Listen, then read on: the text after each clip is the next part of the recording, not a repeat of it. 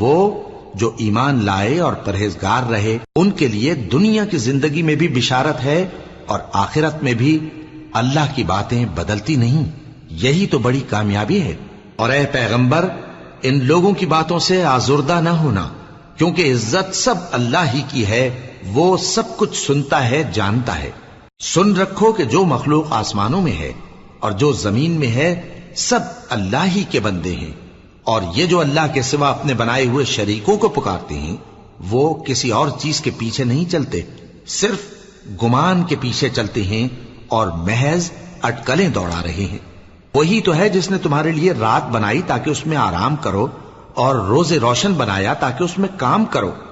جو لوگ قوت سماعت رکھتے ہیں ان کے لیے اس میں نشانیاں ہیں. بعض لوگ کہتے ہیں کہ اللہ نے بیٹا بنا لیا ہے. اس کی ذات اولاد سے پاک ہے، وہ تو بے نیاز ہے. جو کچھ آسمانوں میں